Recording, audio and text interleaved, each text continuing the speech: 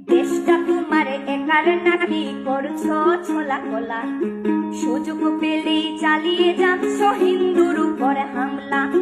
দেশটা তোমার একার নাকি করছো ছোলা কোলা, সুযোগ